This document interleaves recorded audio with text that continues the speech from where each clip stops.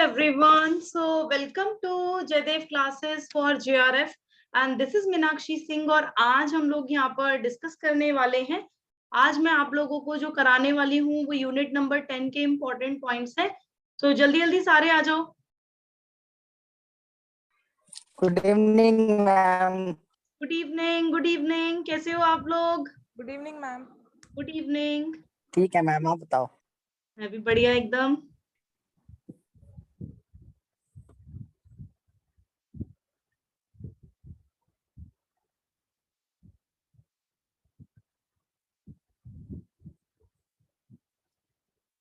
तो आज मैं आप लोगों को जो करवाने वाली हूँ, ठीक है, तो वो मैं आप लोगों को करवाऊंगी governance and public policy unit 10। तो इसके आज हम लोग इम्पोर्टेंट पॉइंट्स लिखने वाले हैं। ठीक है, मैंने आज कहा था और आप लोगों की जो वाइज ऐप पे क्लासेस हुआ करेगी तो वो मंडे हुआ करेगी। ठीक है, मंडे हुआ करेगी। बाकी फ्राइडे भी आपकी यूट्यूब पर ही कर रही हूँ मैं, ताकि ज्यादा से ज्यादा मैं आप लोगों को फिर पेपर 1 के भी एमसीक्यूज करवाऊंगी। ठीक है, पेपर 1 के भी हम लोग कर लेंगे। जल्दी जल्दी आ जाओ भाई सारे बच्चे। ये मैराथन बोल सकते हो एक तरीके से, लेकिन मैराथन आप लोगों की 2 घंटे की होती है, ये सिर्फ 45-45 मिनट्स की रहेगी। ठीक है, इसमें सिर्फ इंपॉर्टेंट पॉइंट्स करवाने वाली हूँ आज मैं आप लोगों को। ठीक है, जो आपके एग्जाम के लिए इंपॉर्टेंट है। ठीक है,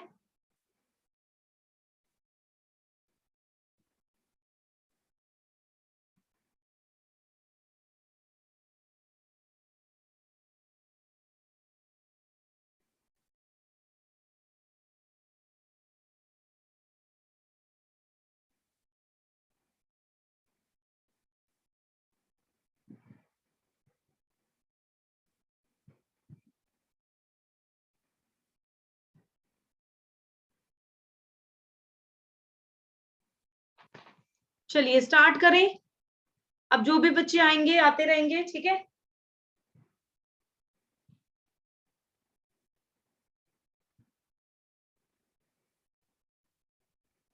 देखो सबसे पहले आप लोगों को गवर्नेंस एंड गवर्नमेंट में डिफरेंस पता होना चाहिए।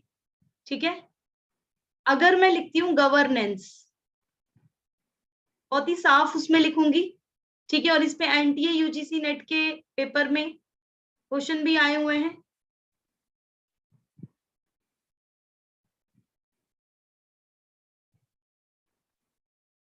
तो गवर्नेंस का मतलब क्या होता है? गवर्नेंस का मतलब होता है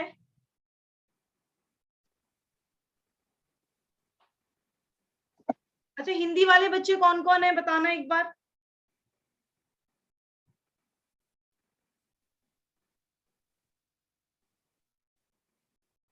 कोई नहीं है?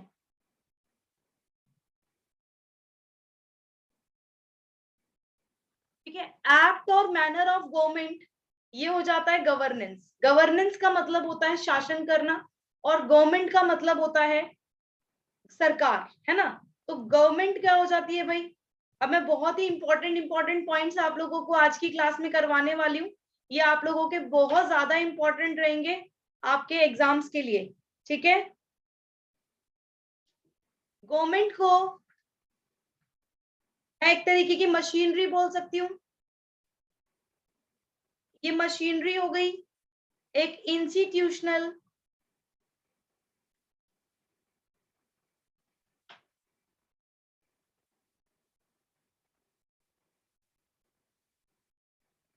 arrangements of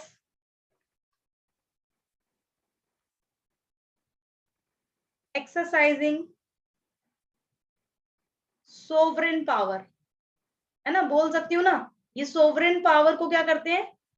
एक्सरसाइज करते हैं। तो ये गवर्नमेंट हो गई।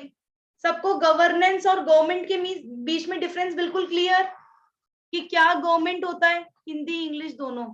अच्छा, हिंदी इंग्लिश दोनों, ठीक है। अगर किसी को सीरियसली अगर जैसे कुछ ना समझ आए, जैसे मैंने अभी जो लिखा है, ऐसे में तो अभी तो किसी को दिक्कत हो नहीं रही होगी, है ना, किसी को दिक्कत नहीं हो रही होगी, क्योंकि गवर्नेंस का मतलब होता है एक्ट और मैनर ऑफ गवर्नमेंट, मतलब जिस तरीके से गवर्नमेंट काम करती है, यानी ये तरीका, वे ऑफ कंट्रोल, कंट्रोल करने का, है ना, एक तरीका हम बोल सकते हैं गवर्नेंस को। बिल्कुल बोल सकते हैं। और गवर्नमेंट का मतलब क्या होता है? गवर्नमेंट खुद एक मशीनरी होती है, एक institutional arrangement of exercising sovereign power, है ना, वो बोल सकते हैं। तो ये ध्यान रखना सारे बच्चे। अच्छा, अगर मैं बोलूं कि बेटा गुड गवर्नेंस, है ना, यहां तक सबको क्लियर? आप सेकंड पे चलते हैं। सेकंड है गुड गवर्नेंस। अगर मैं बोलूं कि गुड गवर्नेंस टर्म को कॉइन कौन सी कंट्रीज ने किया है, तो बताओ क्या होगा राइट आंसर इसका? Developed world, third world countries, undeveloped countries, कौन सी होंगी? Good, third world countries. Very good. Good governance, जो ये दिस टर्म was, मेरी राइटिंग आई होप सबको समझ आ रही होगी। यस मैम, सही है। हाँ ठीक है। थर्ड, क्योंकि आज मुझे आप लोगों को इंपॉर्टेंट पॉइंट्स लिखवाने हैं, इसलिए मैं आपको बिल्कुल साफ साफ राइटिंग लिखूंगी। ठीक है, थर्ड वर्ल्ड कंट्रीज, तो ये ध्यान रखना। तो गुड गवर्नेंस जो ये टर्म है ना बेटा, इस टर्म को कॉइन करने वाले जो थे वो बेसिकली थर्ड वर्ल्ड कंट्रीज को माना जाता है। ठीक है, और आपको याद होगा वर्ल्ड बैंक, ये भी क्वेश्चन आपके एनटीए यूजीसी नेट में आता है। तो वर्ल्ड बैंक ने अपने डॉक्यूमेंट में क्या गुड गवर्नेंस का यूज किया था, बताओ? यस मैम, कब? आर्टिकल में दिया था एक। कब किया था? 1989 में, है ना। तो 1989 में हाईलाइट किया था। सारे बच्चे इन वर्ड इनको लिख लेना, ये बहुत ज्यादा इंपॉर्टेंट है for unit 10। Highlighted the concept of good governance. अब जो सबसे ज्यादा इंपॉर्टेंट पता है इसमें क्या है? आप सोच रहे हो मैम हमें तो इतना पता है जो आप बता रहे हो, है ना, ये वाला तो हमें पता है, लेकिन आपको ये नहीं पता होगा कि किस कंटेक्स्ट में किया था। कोई बच्चा बताएगा किस कंटेक्स्ट में किया था? वर्ल्ड बैंक ने अपने डॉक्यूमेंट में गुड गवर्नेंस को हाईलाइट किया था। किसके लिए, कहां पर, बताओ? इन सब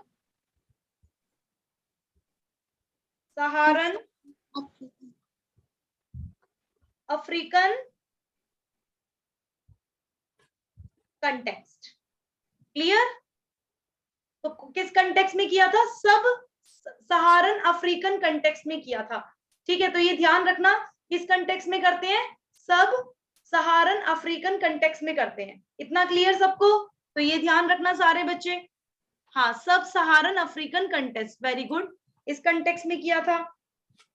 अब वर्ल्ड बैंक ने, अब एक और चीज ध्यान से बच्चे ध्यान रखना है यहाँ पर,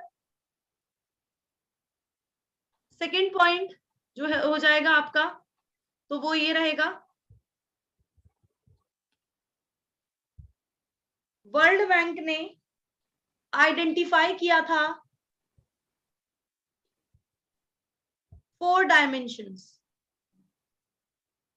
अब ये भी आ जाते हैं पेपर में। अब ये जो मैं बना के लाई हूं ना ये क्वेश्चंस आज, ये जितने भी इंपॉर्टेंट पॉइंट्स बना के लाई हूं, ये सब के सब क्वेश्चन पर बेस्ड हैं। तो वर्ल्ड बैंक ने 4 डायमेंशंस बताए थे गुड गवर्नेंस के।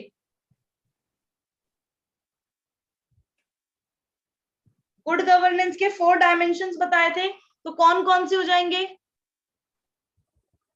First is public sector management. अगर कोई बच्चा हिंदी वाला है तो बता देना, अगर आप नहीं बोलते तो ये आपकी गलती है, मेरी गलती नहीं है। ठीक है, मैं बार बार बोल रही हूँ। दूसरा प्राइवेट होगा। अकाउंटेबिलिटी,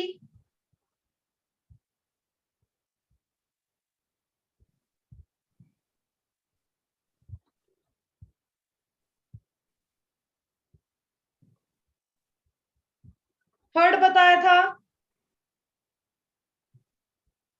लार्ज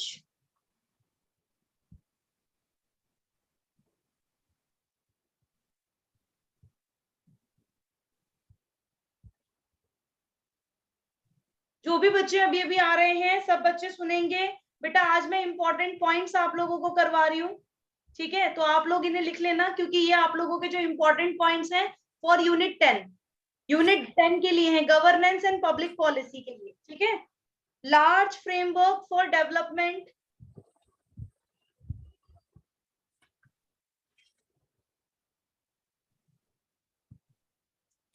एंड फोर्थ हो जाएगा आपका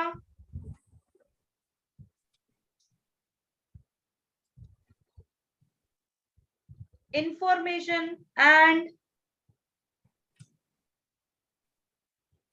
ट्रांसपेरेंसी।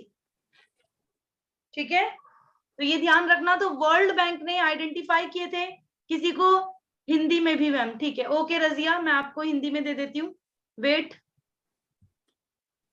देखो पता है, आप बताओगे तो मैं दे दूंगी, कोई प्रॉब्लम नहीं है।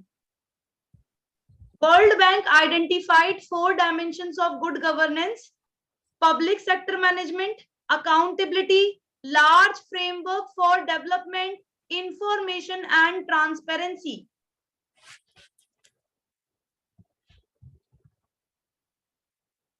ओके, सब बच्चों को जो हिंदी दी जाएगी अभी, तो वो दी जाएगी बेटा आपके चैट बॉक्स में, तो प्लीज चैट बॉक्स देखेंगे।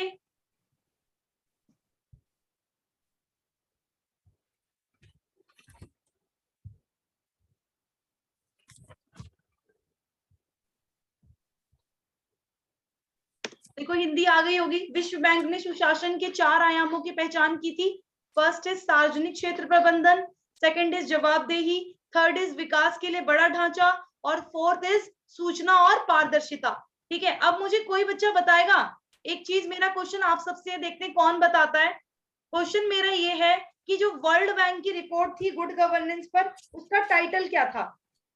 Ma'am governance and development. Governance and development कब की थी बेटा, बताना। मैम 1992। अरे वाह, वेरी गुड, बहुत बढ़िया। ठीक है, तो वर्ल्ड बैंक जो रिपोर्ट थी आपकी, ये भी क्वेश्चन आ जाता है, ये ना क्वेश्चन आपके असर्शन रीजन में आ जाते हैं, तो ध्यान रखना। वर्ल्ड बैंक की जो रिपोर्ट थी,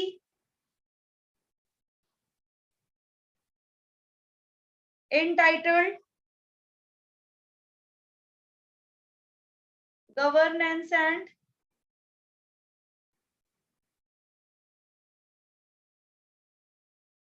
डेवलपमेंट 1992। ओके, तो गुड गवर्नेंस की आप सभी को पता ही है, गुड गवर्नेंस की मैंने ट्रिक बनवाई थी। गुड गवर्नेंस की ट्रिक क्या होगी? Ma'am party rules. Party rules. Very good, सारे बच्चे कर लेना। गुड गवर्नेंस की मैंने एक ट्रिक बनवाई थी, और गुड गवर्नेंस की जो ट्रिक है वो है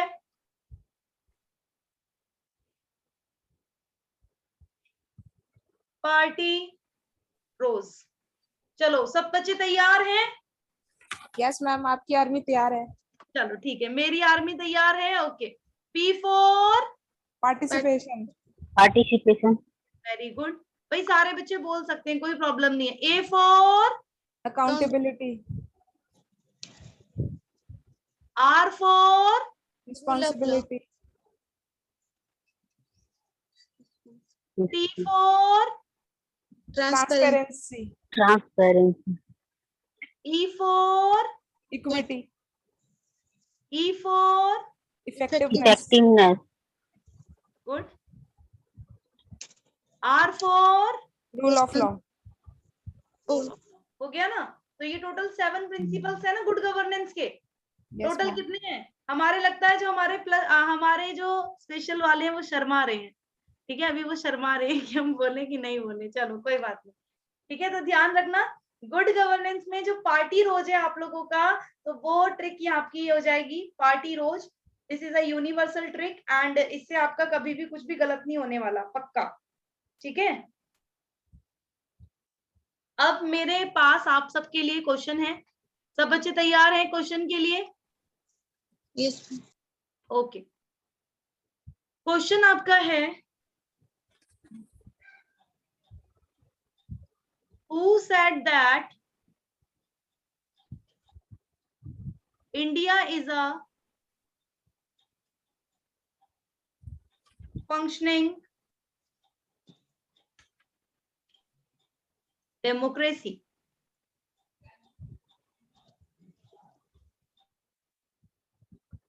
अंबेडकर जी ने बोला था, या फिर ऑस्टिन बोलते हैं, टॉकविल ने बोला था, या फिर नोटा। ओके, सो आपका टाइम स्टार्ट होता है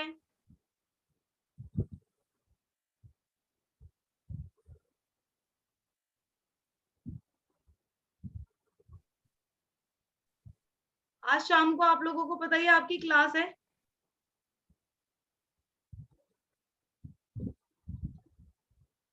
आपका टाइम स्टार्ट होता है अब।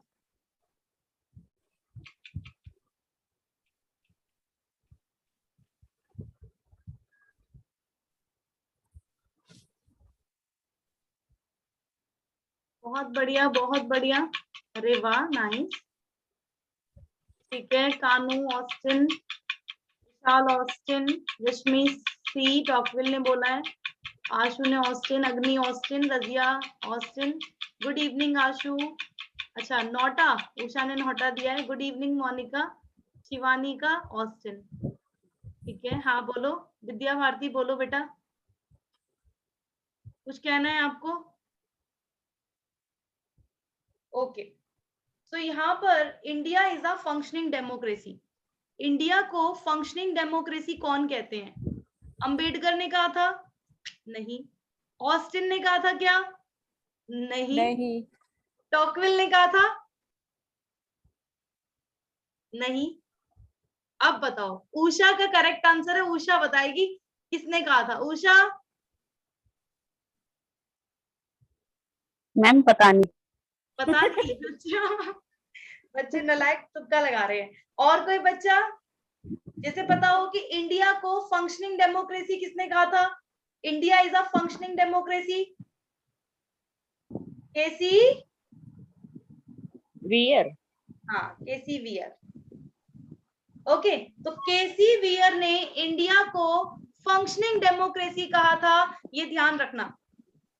हाँ, वो डेमोक्रेसी पर बोलते हैं, अमेरिका की डेमोक्रेसी पर बोलते हैं अग्नि, वो बिल्कुल ठीक है। ठीक है, तो केसी Wheare, India is a functioning democracy. ठीक है, भारत एक कार्यशील लोकतंत्र देश है। ठीक है, अगर आपको हिंदी लिखनी है हिंदी लिख लो।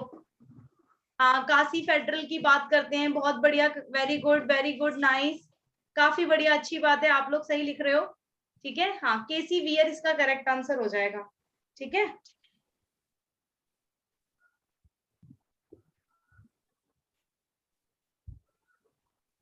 ओके,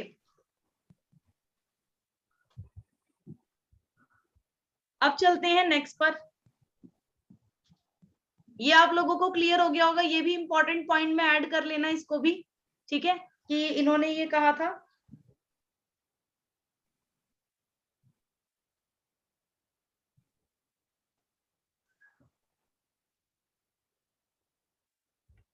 एक ना, एक मैं लिखवा देती हूँ, जोया हसन की डेफिनेशन है। जोया हसन आप लोगों को पता ही होगा, ये पेपर में आती हैं। ठीक है, और मतलब बहुत ही कम, मतलब इनके बारे में हम पढ़ते हैं, तो मैं इनके बारे में लिखवा रही हूँ। Parties remain the best means of ensuring that the government has a popular basis and so conflicts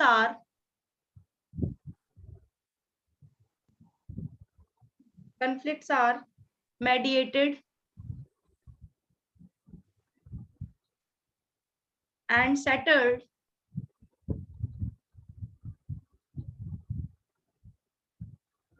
within a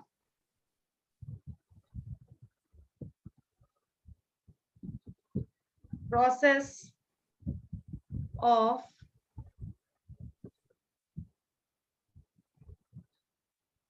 accommodation and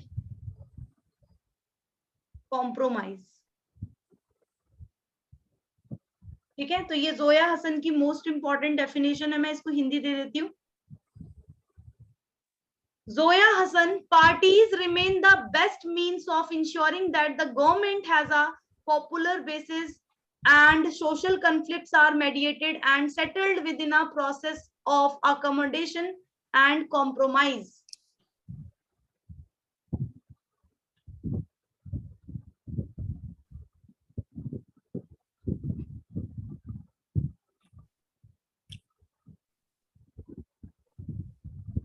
चलो इसकी हिंदी, जिन बच्चों को हिंदी चाहिए चैट बॉक्स में देखेंगे.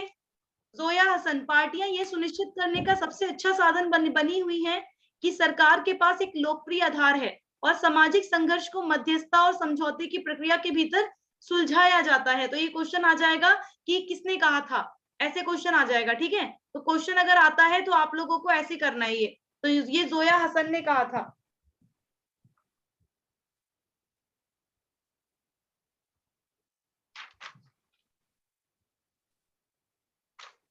चलो अब हम पार्टी सिस्टम इन इंडिया देख लेते हैं एक बार. अब हम party system in India discuss करेंगे कि आप लोग बताना कब क्या क्या चला था. ठीक है, तैयार हो सारे? सबने लिख लिया ना? यस करके बताओ.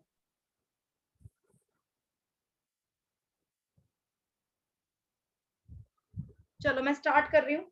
सबसे पहले अगर हम बात करें जो इसमें फेज था 1947 से लेकर 1967 तक का, तो यहाँ पर क्या रहा था बताओ? कौन सा सिस्टम रहा था यहाँ पर? One party system. One party dominance system. Very good, one party dominance system. इस टाइम ये चला है ना. उसके बाद 1967 से लेकर 1971 में क्या हुआ भाई? कांग्रेस ने क्या किया था? कांग्रेस ने लॉस कर दी मेजॉरिटी, है ना. कितने स्टेट्स में बेटा, कितने राज्यों में हारी थी बताना कोई? कांग्रेस कितने राज्यों में हारी थी? 6 में, 7 में, 8 में या 9 में? 7 6 में, 7 में, 8 में या 9 में? 7 8 स्टेट्स में हारी थी. ठीक है, कांग्रेस लॉस मेजॉरिटी इन 8 स्टेट्स, तो 8 राज्यों में आप लोगों को पता ही है हार गई थी. और यहां पर दूसरी चीज क्या हुई? Leading formation of non Congress. याद है आपको? यहाँ पर नॉन कांग्रेस जो थी उसको यहाँ पर फॉर्म किया गया, यहाँ पर ये चीजें हुई. उसके बाद 1971 से लेकर 1977 तक क्या हुआ बताओ? यहाँ पर क्या रीमर्ज हुआ था? क्या यहाँ पर रीमर्जेंस हुआ था वन पार्टी डोमिनेशन का? क्या इस टाइम पे कांग्रेस रही थी बताओ? No ma'am. 1977 से लेकर 71 से लेकर आपको याद है गरीबी हटाओ का नारा दिया था, है ना. उसके बाद फिर ये जीतती है यहाँ पर. और 1977 75 में आपातकाल लग गया. 77 तक आपकी कौन रही थी? कांग्रेस रही थी. और 1977 में जब नए इलेक्शन हुए तो 1977 में पहली बार जनता पार्टी आती है. याद आया कुछ? तो यहाँ पर रीइमर्जेंस हुआ था वन पार्टी. हाँ, मोरारजी देसाई जी की सरकार आई थी. बहुत बढ़िया, वेरी गुड अमित. ठीक है, मोरारजी देसाई जी की सरकार बनती है. उसके बाद 1977 में क्या हुआ? ये बहुत इंपॉर्टेंट मैं ईयर आप लोगों को बता रही हूँ जो आपको इंडियन पॉलिटी को, मतलब इंडियन जो पार्टी सिस्टम रहा है उसको समझने में काफी हेल्प करेगा. 1977 में क्या हुआ? यहाँ पर इलेक्शन एंड विक्ट्री देखी गई. विक्ट्री मतलब विजय. किसकी? बताओ कौन सी पार्टी जीती? जनता पार्टी जीती थी मैम। हाँ, जनता पार्टी। ठीक है, प्लस क्या यहाँ पर कॉलिशन गवर्नमेंट भी आ गई? क्या यहाँ पर गठबंधन सरकार भी स्टार्ट हुई? गठबंधन, बिल्कुल आप लोगों को पता ही होगा, इन लोगों ने मिलकर, है ना, जो आप लोगों का यहाँ पर इलेक्शन एंड विक्ट्री हुई जनता पार्टी की। उसके बाद फिर हम आते हैं 1984 से लेकर 1989 तक। तो यहां क्या रहा? यहां पर इमरजेंस देखा गया, उद्भव हुआ माइनॉरिटी और रुको रुको रुको रुको रुको रुको रुको, ये रॉन्ग हो गया, अभी लिखना मत ये वाला। ठीक है, क्योंकि यहाँ पर क्या होगा, 1984 से 89 तक कांग्रेस पार्टी ने मोनोपोली एक्सरसाइज की थी। ठीक है, हाँ बोलो मोनिका। मैम हिंदी भी बताओ साथ साथ इनकी। ठीक है, हिंदी भी बता रही हूँ मैं। Thank you.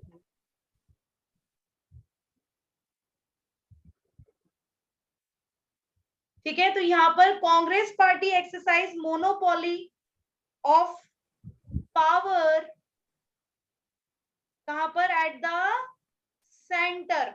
सेंटर में थी, बट क्या स्टेट में थी?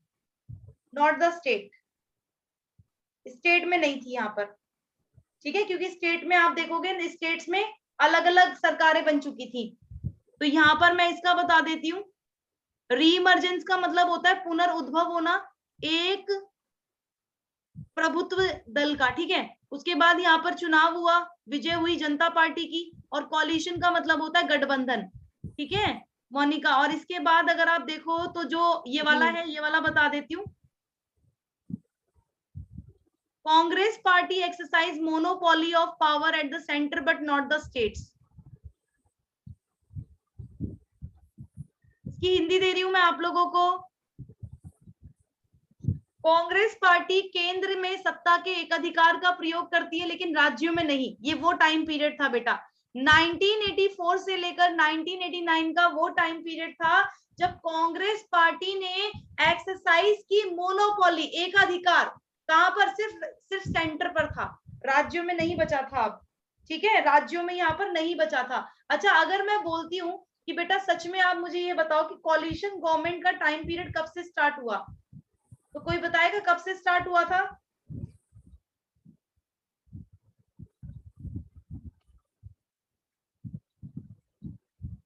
Very good. 2000 में नहीं, 2000 तो बहुत, वो तो बहुत दूर चला गया। देखो मैम 1980 से स्टार्ट हुआ था। हाँ 1980 से स्टार्ट हुआ था, बिल्कुल। ठीक है, वैसे 1989 माना जाता है। ठीक है, ध्यान रखना मैम, लेकिन उससे पहले ये आइडिया आ चुका था कि कोalition करके एक गवर्नमेंट बना है। हाँ बिल्कुल, 2 मिनट रुकेंगे।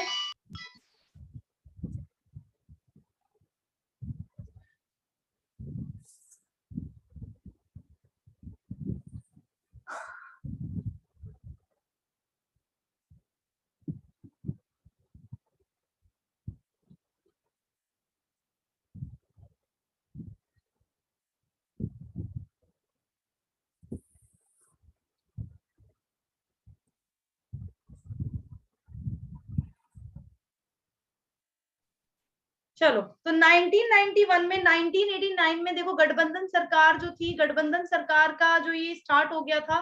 ठीक है, गठबंधन सरकार स्टार्ट हो गई थी, मैंने जैसे आप लोगों को बताया है। कॉलिशन गवर्नमेंट 1977 वैसे 1989 से मानी जाती है, और 1991 में तो आप देखोगे सेंटर में आ गई थी कॉलिशन गवर्नमेंट। ठीक है, तो यहाँ पर क्या हुआ, यहाँ पर इमरजेंस हुआ 1991 में, emergence of the minority, minority का इमरजेंस हुआ। और जो कॉलिशन गवर्नमेंट थी, यानी कॉलिशन का मतलब होता है गठबंधन सरकार, तो coalition government at the centre, तो ये क्या हुई, ये सेंटर में बनी। ठीक है, तो कॉलिशन गवर्नमेंट सेंटर में बनी, इमरजेंस ऑफ द माइनॉरिटी और coalition government at the centre.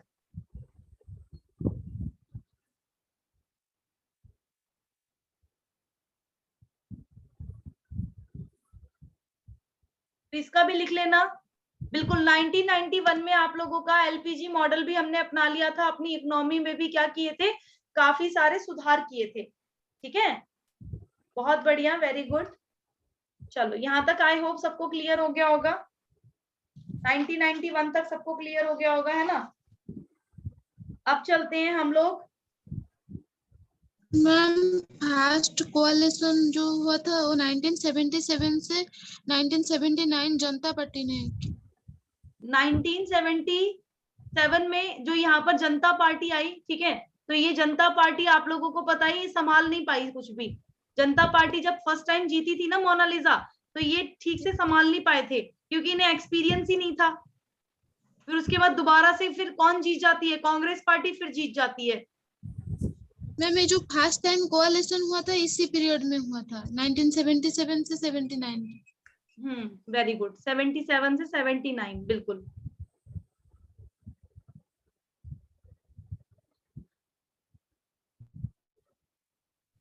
ठीक है, यहाँ तक सबको क्लियर हो गया होगा। अब हम आगे चल रहे हैं। यस मैम, हम थोड़ा ऊपर करना। ऊपर करो, कहाँ पे देखना है आपको, पार्टी सिस्टम देखना है या Zoya Hasan? No no ma'am, ये बहुत ऊपर हो गया, नीचे नीचे लास्ट वाला। हाँ मैम, हो गया। ठीक है, थैंक यू मैम। ओके। चलो, सो इसके बाद हम 1991 पे आ गए, आप लोगों को पता है ना। तो यहाँ पर क्या था, बीजेपी आप लोगों को पता ही है। अब हम इनकी पार्टीज के स्टार्ट करते हैं। ठीक है, पार्टी स्टार्ट करते हैं अब हम, और मैं अब आप लोगों को पार्टीज का बताने वाली हूँ, आप लोग मुझे भी बताते चलना। सबसे पहले हम बात करते हैं आईएनसी की, Indian national Congress. Indian national Congress कब बनी थी? 1885। 1885, वेरी गुड। अच्छा मुझे बताओ, इंडियन नेशनल कांग्रेस कब स्प्लिट हुई थी? स्प्लिट का मतलब होता है टूटना, तो ये स्प्लिट कब हुई? 1969। वेरी गुड, 1907 में कांग्रेस के अधिवेशन में मैम। 1907 में? वो तो आप लोगों का वो तो अलग हो गया। 1907 वाला वो तो अधिवेशन होगा, एक लाहौर अधिवेशन या ऐसी कुछ हुआ था यहाँ पर। सूरत अधिवेशन में हुआ था मैम। अधिवेशन था मैम। नहीं, याद करो सही से। इंडियन नेशनल कांग्रेस जो थी, जब ये पहली बार ये क्या नाम है, इंदिरा गांधी जी जब आई थी, इनको पहले लाया गया, फिर उन्हें सोचा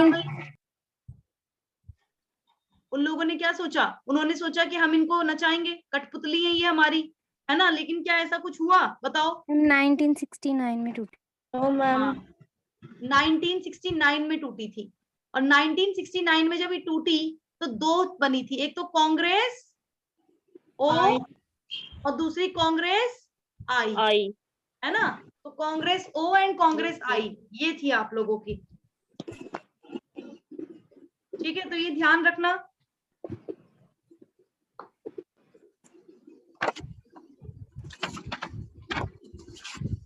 क्लियर सबको?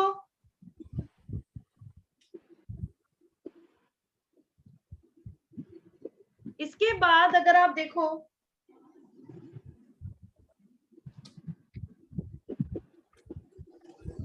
अच्छा अगर हम बात करें कांग्रेस की जो गोल्स क्या क्या हैं, ठीक है, ये भी आप लोगों के जैसे ज्यादा डीप में अगर आए तो पूछ लिए जाते हैं। ठीक है, कि कांग्रेस पार्टी के गोल क्या क्या हैं, तो कोई बताएगा कांग्रेस पार्टी के गोल्स?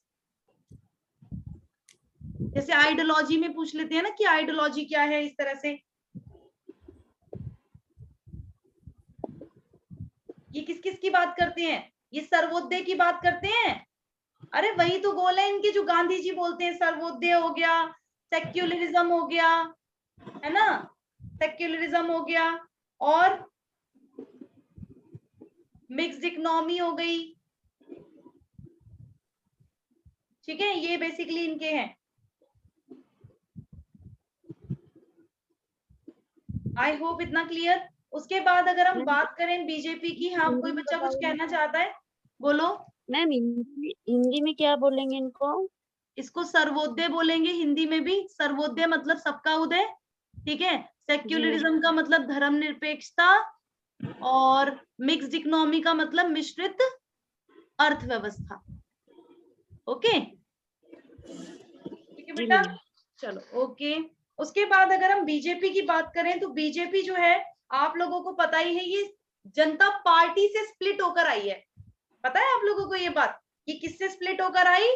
बीजेपी अगर आप देखोगे, हाँ, आफ्टर स्प्लिट जनसंघ अटल बिहारी वाजपेयी। इन जनता पार्टी, है ना? तो after split in Janata party, तो जनता पार्टी से स्प्लिट होकर आई थी आपकी कौन सी? भारतीय जनता पार्टी। तो इसको भारतीय जनता पार्टी बोला जाता है। कोई बच्चा मुझे इसका फॉर्मेशन ईयर बताएगा, क्योंकि ये बड़े इंपॉर्टेंट है, ये आते हैं। मैम 1980। वेरी गुड, 1980, है ना? तो 1980 में बनी। अच्छा, ये किसकी चेयरमैनशिप में बनी थी? बीजेपी बताना, किसकी चेयरमैनशिप में बनी थी? लाल कृष्ण आडवाणी। अंडर द अटल वाजपेयी और लाल कृष्ण आडवाणी। हाँ, बहुत सारे लोग थे, अटल बिहारी वाजपेयी जी भी थे, आपको याद होगा, है ना? हाँ, तो अटल बिहारी वाजपेयी, लाल, ये कृष्ण अंडवाणी, जो ये लोग आप लोग नाम बोल रहे हो, ठीक है, वो सब भी हो जाएंगे। अच्छा, बीजेपी की आइडियोलॉजी जो बेस्ड है वो किस पर बेस्ड है? एक वर्ड में बताना, बस एक वर्ड में, हिंदुत्व। सबको पता है। हिंदुत्व। हाँ, वेरी गुड, ठीक है। तो बीजेपी की जो आइडियोलॉजी है, अगर आप देखो, तो BJP ideology is based on Hindutva. Hindutva, ठीक है। तो हिंदुत्व पर बेस्ड है इनकी आइडियोलॉजी, ये चीज ध्यान रखना। इसके बाद अगर आप देखो, भारतीय जनसंघ आप सबको पता ही होगा। भारतीय जनता पार्टी को हम एक न्यू एंड मॉडिफाइड विजन बोल सकते हैं, वर्जन बोल सकते हैं जनता पार्टी, इसका क्या ना, भारतीय जनसंघ का। बीजेपी इज द, अगर एक क्वेश्चन आता है असर्शन में और ये क्वेश्चन कहता है कि भारतीय जनता पार्टी, ठीक है। गुड इवनिंग मेरे सभी बच्चों को, very good evening. Ma'am Jana Sangh से अलग होकर बना है मैम, ठीक है, वेरी मैम गुड। इसका मॉडर्न वर्जन काउंट होता है। बिल्कुल, ठीक है। मैं आप लोगों को देखो, जो आप लोगों की जो ये जनसंघ है ना, ठीक है, जो जनसंघ है आपकी, तो जनसंघ आप सबको पता ही होगा। जो जनसंघ थी वो कब बनी थी? 1951 में। हाँ, श्यामा प्रसाद मुखर्जी। वेरी गुड, श्यामा प्रसाद मुखर्जी, ठीक है। तो श्यामा प्रसाद मुखर्जी इसके रहे हैं, ठीक है, लीडर रहे हैं, फाउंडर श्यामा प्रसाद मुखर्जी। और 1951 में ये की गई थी। इसका अगर आपको पूरा ईयर लिखना है तो लिख सकते हो, 21 अक्टूबर 1951 जनसंघ का फॉर्मेशन ईयर है ये, ठीक है। तो ये ध्यान रखना। इसके अलावा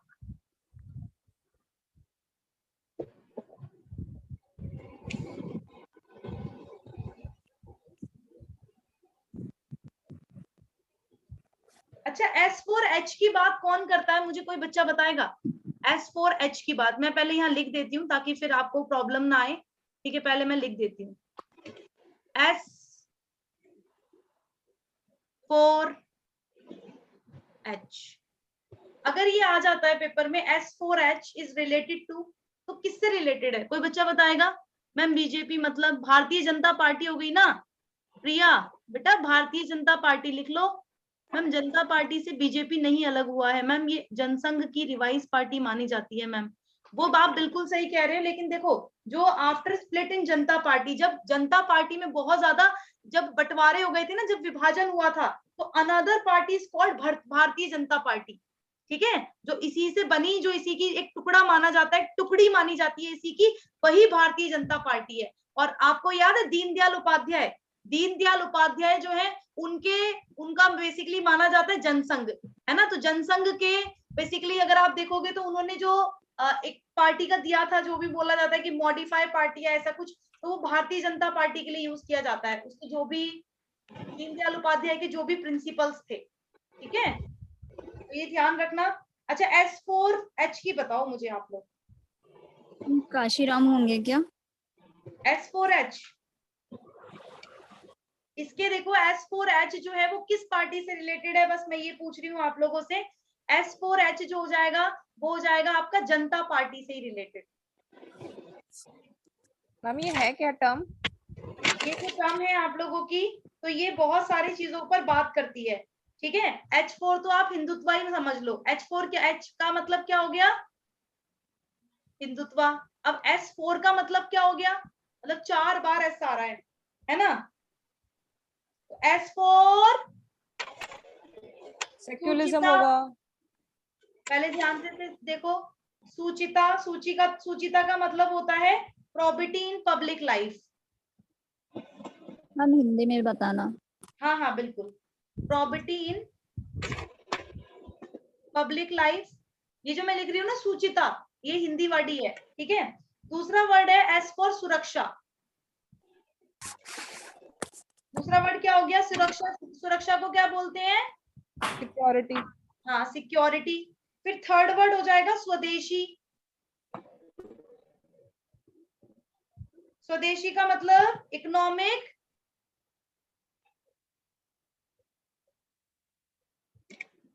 नेशनलिज्म, ठीक है। उसके बाद लास्ट में आता है सामाजिक समराष्ट्र।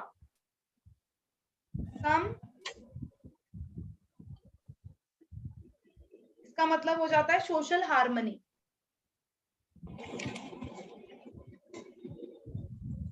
ठीक है। और हिंदुत्व मतलब कल्चरल नेशनलिज्म। क्लियर? तो ये ध्यान रखना, ये S4 हो गए, S4H। तो ये बेसिकली जो प्रिंसिपल माने जाते हैं, ये बीजेपी के ही माने जाते हैं, बीजेपी के लिए ही यूज किया जाता है। अभी जैसे बीजेपी आपके इसमें रूल में है, ठीक है, अभी तो इसलिए पूछे जा सकते हैं ये आपसे, ठीक है। तो ये इंपॉर्टेंट है, जब आप बहुत ज्यादा डीप में पढ़ते हो ना, तब ये आप देखोगे, वरना इकोनॉमिक नेशनलिज्म। क्या कह रहे हो बेटा? बोलना दोबारा से।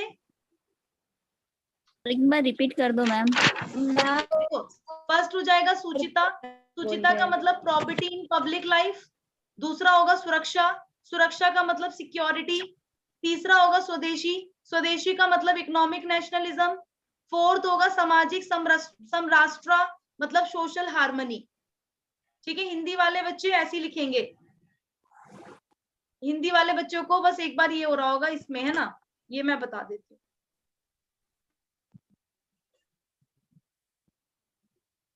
प्रॉपर्टी इन पब्लिक लाइफ, सार्वजनिक जीवन में ईमानदारी, ठीक है। इसका मतलब क्या होता है? इसका इन लाइंस का मतलब होता है सार्वजनिक जीवन में ईमानदार रहना,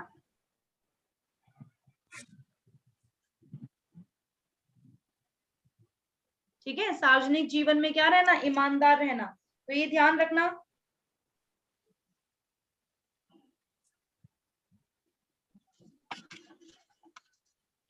चलो अब नेक्स्ट पार्टी के बारे में डिस्कस करें। अब नेक्स्ट पार्टी के बारे में डिस्कस करते हैं। आई होप इतना लिख लिया होगा आपने, ठीक है। अब हम नेक्स्ट पार्टी पे चलते हैं। नेक्स्ट पार्टी आपकी कम्युनिस्ट पार्टी। कम्युनिस्ट पार्टी का कोई ईयर बताएगा? 1925। Very good. क्या हो जाएगा? 1925, ठीक है। तो ये 1925 ही हो जाएगी, 1925। अच्छा, पार्टी जो थी, आप लोगों को मुझे ये बताओ बेटा कि द पार्टी, ये जो पार्टी थी, ये पार्टी इतनी पहले बन गई थी, है ना, लेकिन इसे इलीगल रखा गया था। याद है आपको? इसको इलीगल रखा गया था कब तक? आई थिंक 1957 तक। 1957 नहीं, ये तो फर्स्ट उसमें भी पार्ट लेती है। आपको पता होगा जो 52 में इलेक्शन हुए थे ना, उसमें भी पार्ट लिया था इस पार्टी ने।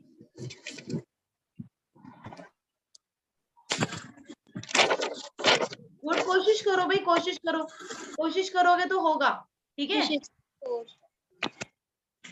19 दिसंबर 1941, ठीक है। तो ध्यान रखना, पार्टी को इलीगल कब तक रखा गया था?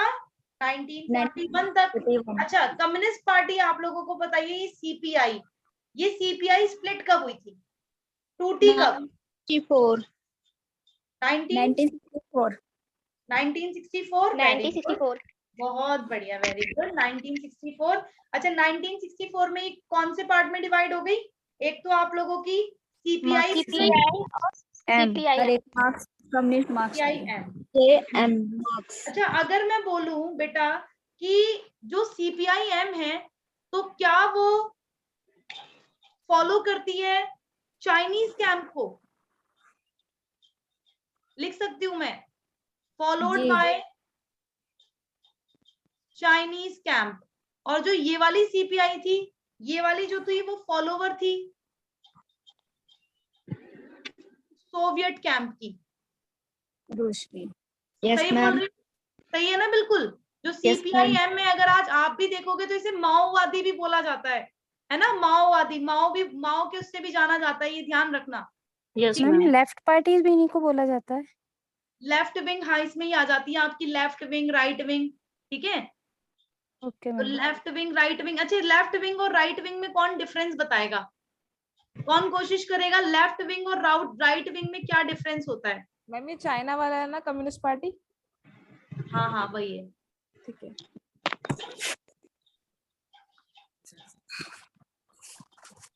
बताएगा कोई बच्चा लेफ्ट विंग और राइट विंग में डिफरेंस?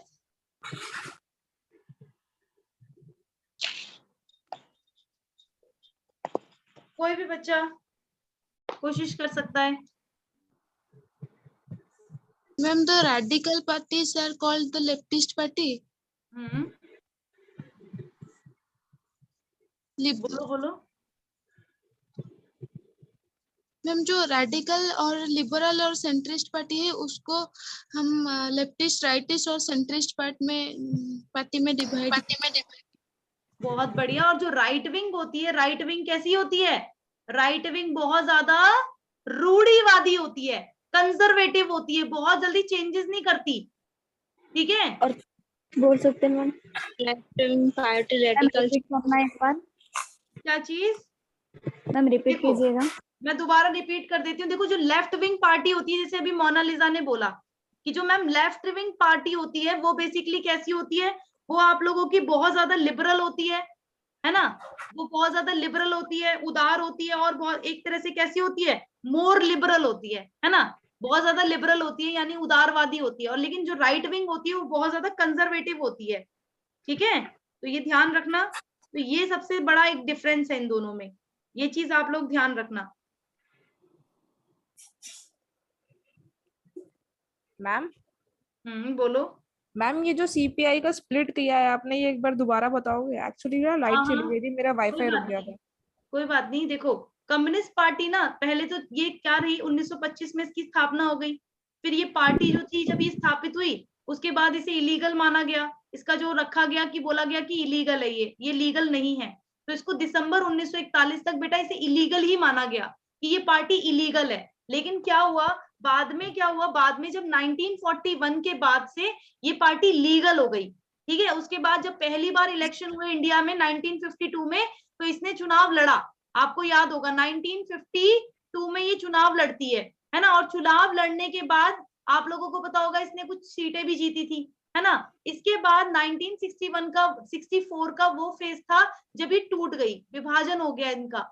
जब विभाजन हुआ तो ये दो पार्ट में बढ़ गई, एक तो सीपीआई रह गई जो पहले वाली थी, दूसरी सीपीआईएम हो गई। तो ये फॉलोवर सोवियत कैंप की थी और ये फॉलोड बाय चाइनीज कैंप। तो जो सीपीआईएम थी, जैसे माओवादी जो होते हैं ना, माओवादी जो माओ के प्रिंसिपल्स पर चलते हैं, तो उनके प्रिंसिपल पर चलने वाली पार्टी है ये, ठीक है? मैम कौन सी वाली है? माओ वाली कौन सी है? माओवादी ये वाली हो जाएगी ना, ये चाइनीज कैंप वाली। ठीक है ma'am CPI communist party India है ना? हाँ हाँ बिल्कुल, कम्युनिस्ट पार्टी ऑफ इंडिया। इनकी आइडियोलॉजी में क्या डिफरेंस है सीपीआईएम में? ठीक है, मैं बता देती हूँ इनकी आइडियोलॉजी में क्या डिफरेंस है। देखो, एक बच्चे ने एक क्वेश्चन पूछा है। हाँ बोलो मोनालिसा। मैम जो रेडिकल पार्टी है वो लेफ्टिस्ट पार्टी है, जैसे कि एग्जांपल सीपीआई और सीपीआईएम एंड लिबरल पार्टी जो सेंट्रल पार्टी है वो एग्जांपल है कांग्रेस, एंड रिएक्शनरी और conservative party that is rightist, that is BJP. Very good, बहुत बढ़िया। देखो सब बच्चों को क्लियर हुआ? एक बार मोनालिसा आप एक बार हिंदी में कोशिश कर सकते हो बोलने की? एक बार हिंदी में भी कोशिश करो, थोड़ी सी हिंदी वाले बच्चों को भी समझ आ जाएगा। बोलना एक बार। मैम जो हमारे पार्टी सिस्टम को 3 लेवल से डिवाइड किया हुआ है, radical party, liberal party, reactionary और कंजर्वेटिव। जो रिएक्शनरी है उसको कंजर्वेटिव पार्टी बोलते हैं। हमारा जो रेडिकल पार्टी है उसको हम लेफ्टिस्ट कहते हैं। इसका एग्जांपल है सीपीआई और सीपीआईएम। एंड जो लेफ्टिस्ट पार्टी है उसको सेंट्रिस्ट पार्टी भी बोलते हैं। इसका एग्जांपल है कांग्रेस। एंड Very जो good. रिएक्शनरी उसको हम कंजर्वेटिव कहते हैं। वो कंजर्वेटिव कहते हैं। चेंजेस को नहीं, उसका एग्जांपल है बीजेपी। ठीक है, बहुत बढ़िया। ठीक है, तो ये ध्यान रखना। चलो, आई होप यहाँ तक सबको क्लियर हो गया होगा। अब मैं एक बार इन दोनों की आइडियोलॉजीज में डिफरेंस बता देती हूँ, इनके गोल्स में डिफरेंस बता देती हूँ। देखो, जो सीपीआई का एम है, जो सीपीआई का गोल है, तो सीपीआई का गोल क्या है? ये नेशनल डेमोक्रेटिक गवर्नमेंट को इस्टेब्लिश करना चाहता है। ठीक है, जो सीपीआई है। और सीपीआई एम क्या करना चाहता है भाई? इसका क्या गोल है?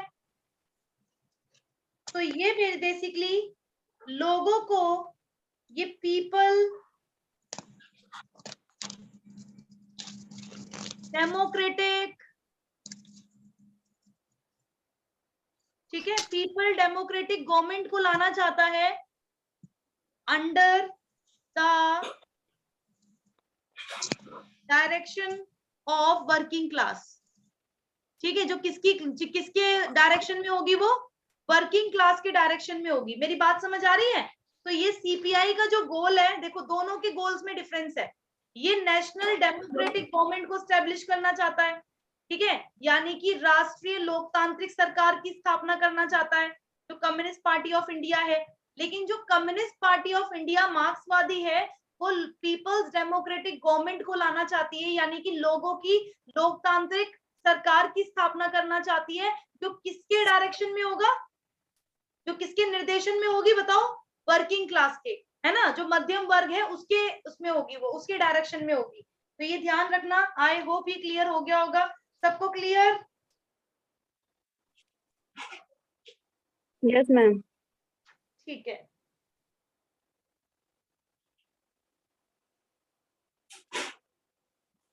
Okay everyone. सो थोड़ा सा लास्ट टाइम है, लास्ट टाइम में मैं आप लोगों को कुछ इंपॉर्टेंट और चीजें बता देती हूँ, फिर आप लोगों से पूछूंगी, फिर आप मुझे बताना। ठीक है, यहाँ तक सबको क्लियर हो गया होगा। अब देखो, और कुछ चीजें आपको पता होनी चाहिए। तो जैसे कि डीएमके के बारे में आप लोगों को अगर मैं बताऊं, तो डीएमके अगर आप देखो, तो क्या ये जस्टिस पार्टी से आई है? बताओ, जस्टिस पार्टी याद है? जी मैम, पेरियार। हाँ हाँ हाँ हाँ, बिल्कुल बिल्कुल, वेरी गुड। डीएमके अगर आप देखो, तो ये ध्यान रखना बेटा, ये ग्रो आउट हुई है किससे? जस्टिस पार्टी से। अब आप सोचोगे भाई कैसे, इसका क्या कनेक्शन है जस्टिस पार्टी से, है ना? तो मैं आप लोगों को बता देती हूँ। देखो, इसके जो आप लोगों के डीएमके हैं, डीएमके के जो लोग हैं, जैसे कि टीएम नायर हैं, ठीक है, टीएम नायर हो गए आप लोगों के, ठीक है, और मुदलियर हो गए, मुदलियर, ठीक है, और तीसरे हो गए आपके थेंगरो। इनका नाम भी तो अजीब अजीब सा होता है, थियोंगरोयो, ये आर है, ठीक है, TEOGROYA शेट्टी, ठीक है। तो ये ध्यान रखना। तो सबसे पहले ना द्रविड़ कशगम को करा गया था। जो द्रविड़ कशगम है आपकी, सबसे पहले द्रविड़ कशगम को इस्टेब्लिश किया गया था। तो द्रविड़ कशगम को इस्टेब्लिश किया गया था 1944 में। किसके द्वारा? ईवी रामास्वामी के द्वारा, ठीक है, इसे ईवी रामास्वामी जी के द्वारा किया जाता है। उसके बाद क्या हुआ? इन्हीं के ये ग्रुप मेंबर थे, इसी पार्टी के, द्रविड़ कशगम के ही पार्टी के मेंबर थे, जिनका नाम था CN अनुद्रोही। याद आया कुछ नाम सुन के?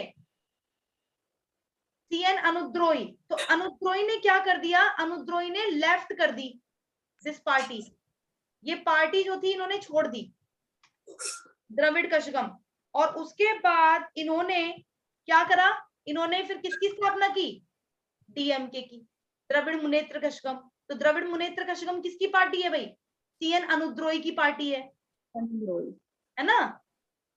Very good. 1925 में 1916 जस्टिस पार्टी, हाँ बिल्कुल 1916 में जो जस्टिस पार्टी ये बनी थी, बिल्कुल बहुत बढ़िया बेटा आशु, है ना। उसके बाद 1925 में जस्टिस पार्टी पेरियार ने ज्वाइन की, बिल्कुल ठीक है। तो ये ध्यान रखना, ये जस्टिस पार्टी जो ये जस्टिस पार्टी से ही ग्रो आउट हुई है, ध्यान रखना, इसी से ही उभरी है, इसी से ही निकली है, ठीक है। तो 1944 में द्रविड़ कशगम को ईवी रामास्वामी ने क्या किया था, इस्टेब्लिश किया। उसके बाद अ ग्रुप मेंबर, एक ग्रुप मेंबर थे कौन, सीएन अनुद्रोही, इन्होंने क्या किया, इस पार्टी को छोड़कर डीएमके की स्थापना की, ये ध्यान रखना। उसके बाद अब मैं आपसे कुछ चीजें पूछने वाली हूँ, बताना, ठीक है। तैयार हो जाओ सारे, पेन भी चेंज कर लेती हूँ मैं। ओके चलो, अब मुझे बताना, इंडिया को as a quasi federal union कौन बोलता है, चलो बताओ। केसीवीयर केसी वियर, हाँ अनु बोलो। KC Wheare. इंडिया को as a quasi federal union, यहाँ पर यूनियन भी देख लो, इसे बोला था केएम मुंशी ने। किसने कहा था, केएम मुंशी ने, ये ध्यान रखना। काशी कोऑपरेटिव फेडरल का मतलब क्या होता है? अर्ध, जो अर्ध संघीय हो, ठीक है। संघवाद का, संघवाद पढ़ा है आपने, संघवाद, फेडरलिज्म, यस मैम। जब एक ही भूभाग में दो सरकारें चलती है। मोनालिसा बोलो क्या कह रहे हो। Ma'am partly unitary partly federal. Very good, जो पार्टली, हाँ बिल्कुल जैसे बोल सकते हैं, वेरी गुड। कोऑपरेटिव फेडरलिज्म की बात फेडरेशन किसने, बात कौन करता है कोऑपरेटिव फेडरेशन की, बताओ। John Austin WH Morrison, Morris John Jones, Morris Jones हाँ ठीक है। उसके बाद अब मुझे ध्यान से बताना, काशी फेडरल ऑलमोस्ट डिवोल्यूशनरी, ये कौन कहता है,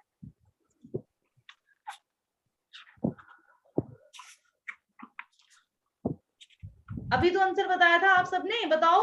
केसीवेयर। हाँ केसी वियर, केसी वियर इसका राइट आंसर हो जाएगा, ठीक है। तो ध्यान रखना।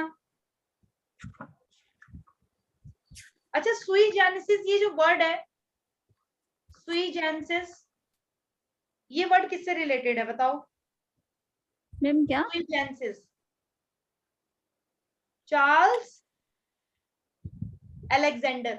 सुई जेनेसिस अगर आप देखो तो ये लैटिन वर्ड है, इसका मतलब होता है ऑल टुगेदर यूनिक, ठीक है। एक लैटिन वर्ड है, इसका मतलब होता है ऑल टुगेदर यूनिक, ठीक है, सुई जेनेसिस का मतलब।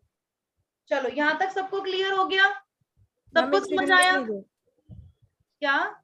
मैम एक सेकंड लिखने दो। हाँ हाँ लिख लो, Latin word all together unique.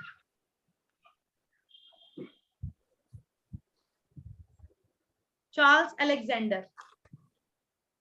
Repeat कर दूं प्रिया, कौन सा वाला बेटा बताओ, इस वाली पूरी मैम लास्ट स्लाइड का वाला। लास्ट वाला, सुई जेनेसिस। सुई जेनेसिस जो है ना, ये एक लैटिन वर्ड है, इसको, इसका इंग्लिश वर्ड मीनिंग होता है ऑल टुगेदर यूनिक, ठीक है। सुई जेनेसिस, इसको चार्ल्स अलेक्जेंडर यूज करते हैं इस वर्ड को, ठीक है। सुई जेनेसिस का वर्ड का किसने यूज किया था, Alexander.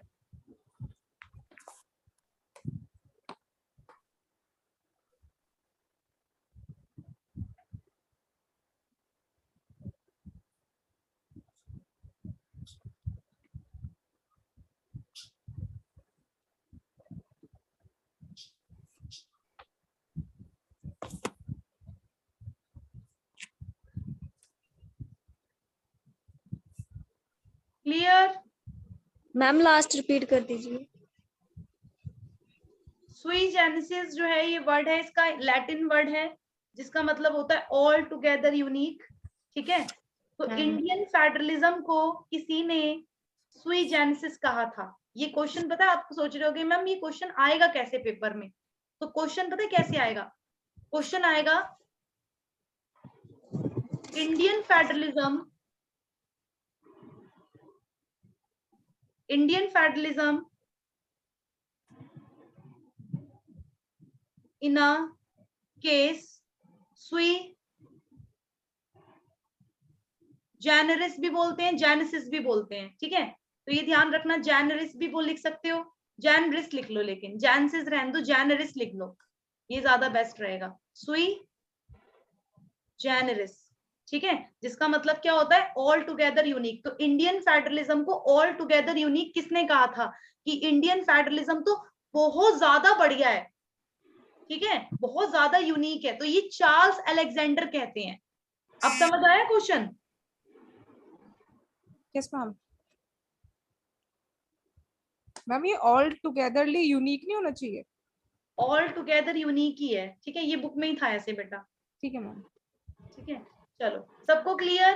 Thank you so much everyone, and I hope आप लोगों को ये क्लास अच्छी लगी होगी, ठीक है। अब हम मिलेंगे कल। मैम मेरा कमेंट प्लीज। हाँ मैं थैंक यू देख सो लेती मच हूँ। Ma'am. Okay ma'am, cooperative federalism Austin भी दिए हैं मैम, एक बार चेक प्लीज। मैम वो टेस्ट की पीडीएफ नहीं दी आपने? देखो ये जो मैंने आप लोगों को, हाँ वो मैंने ना आप लोगों को मेल कर दी है। मैम मेरे पास मेल नहीं आ रहा लास्ट 2 बार से। दोबारा से उसी में चेक करो आप एक बार, जहां पर आपके मेल इकट्ठे हो रहे थे ना, वहां पे स्पैम करना चेक। बाकी मैं अभी रिसोर्सेज में भी दे देती हूँ, ठीक है मैम। ठीक है। ओके चलो ठीक है, मैं एक बार देख लूंगी, बुक से ही करवाया है मैंने, ठीक है, बुक्स में था ये। Thank you so much everyone, कल मिलेंगे यूट्यूब क्लास में। मैं चाहती हूँ सारे बच्चे यूट्यूब पर भी आए, ठीक है। Thank you so much and bye bye to all, thank you.